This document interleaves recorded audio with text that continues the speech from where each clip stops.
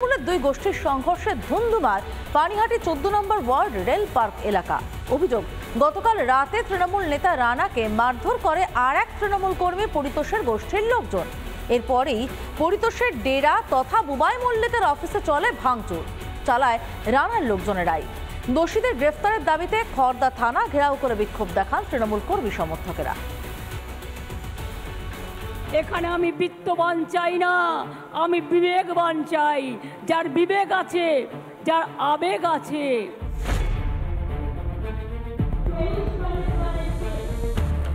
দলনেত্রী কড়া বার্তা দিয়েছেন একদিন আগেই, অথচ সোমবারই প্রকাশ্যে তৃণমূলের গোষ্ঠীকন্দল।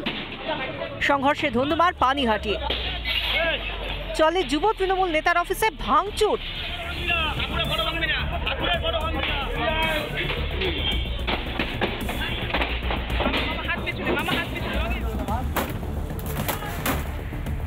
প্রতিবাদে খড়দা থানা ঘেরাও করেন তৃণমূল নেতাকর্মীরা।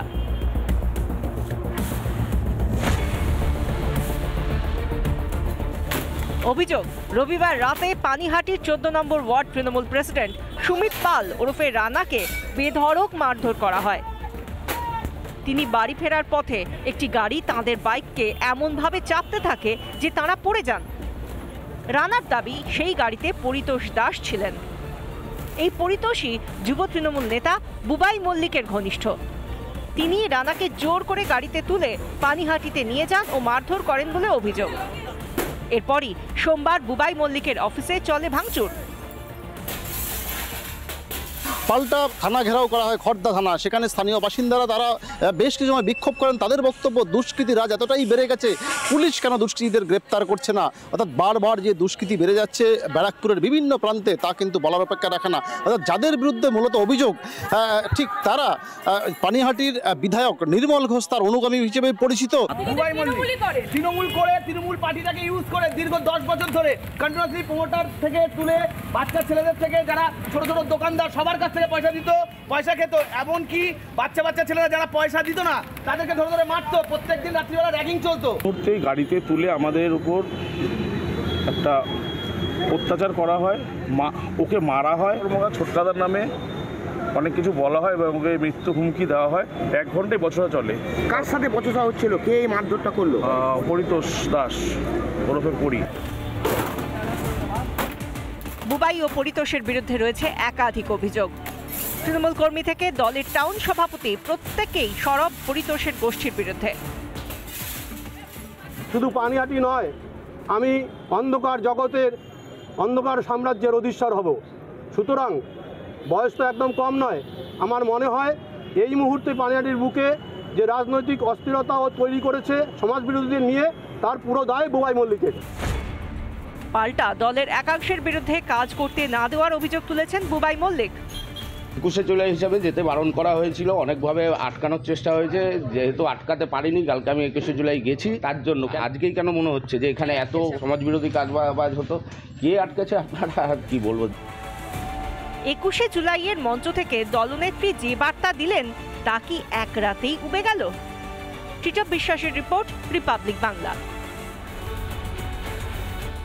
মহিষাদল রাজ কলেজের ধুন্ধুমার। হলদিয়া ল কলেজের পরীক্ষার্থীদের সঙ্গে মহিষাদল রাজ কলেজের সংসদ সদস্যদের মধ্যে চরম ধস্তাধস্তি। অভিযোগ, তৃণমূল পরিচালিত ছাত্র সংসদ পরীক্ষার্থীদের কাছ থেকে মোটা অঙ্কের টাকা দাবি করে।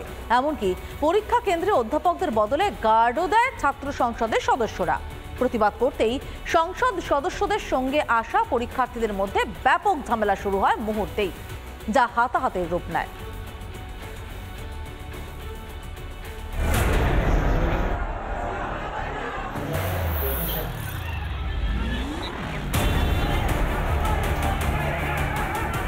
পূর্ব মেদিনীপুরের মহিষাদল রাজ কলেজে ধুন্ধুমার। হলদিয়া ল কলেজের পরীক্ষার্থীদের সিট পড়ে মহিষাদল রাজ কলেজে। অভিযোগ, সেমেস্টার অনুযায়ী পাশ করানোর জন্য তৃণমূল পরিচালিত ছাত্র সংসদের সদস্যরা পরীক্ষার্থীদের কাছ থেকে মোটা অঙ্কের টাকা চায়। এমনকি হেনস্থা করা হয় পরীক্ষার্থীদেরও। প্রতিবাদ করতেই ধস্তাধস্তি এবং হাতাহাতিতে জড়িয়ে পড়ে দুই পক্ষ।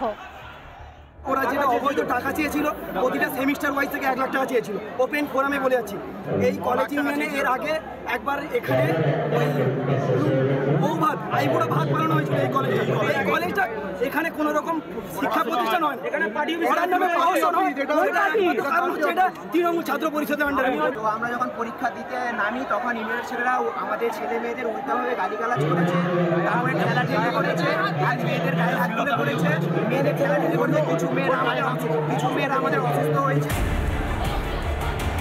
পরিস্থিতি সামাল দিতে কলেজে পুলিশ এলে তাদের ঘিরেও বিক্ষোভ দেখাতে থাকেন পরীক্ষার্থীরা। এই ঘটনায় রণক্ষেত্রের চেহারা নেয় গোটা এলাকা। যদিও সমস্ত অভিযোগ অস্বীকার করেছেন মহিষাদল রাজ কলেজের প্রিন্সিপাল। সেভাবেই আমরা পরীক্ষা নিচ্ছি এবং সেখানে আমাদের যারা অধ্যাপক অধ্যাপিকারা যারা আছেন তারাই ইনভিজিলেশন দিচ্ছেন এবং স্টাফেদের যা কাজ অ্যাটেন্ডেন্সটাকে নেওয়া বা আমাদের খাতা ডিস্ট্রিবিউট দেওয়া, লুজশিট ডিস্ট্রিবিউট করা, এই সমস্ত কাজ যা যা অ্যাক্টিভিটি পরীক্ষা যেটা নিয়ম মাফিক যেটা করা উচিত সেটাই চলছে। পরীক্ষা আমাদের কিন্তু নিয়ম অনুযায়ী হচ্ছে। কেন এই পরিস্থিতি তা খতিয়ে দেখছেন অধ্যাপকরা। ইউনিয়নের ছেলেদের মধ্যে গণ্ডগোল হয় এবং গণ্ডগোল হওয়াতে উত্তেজনা ছড়ায়।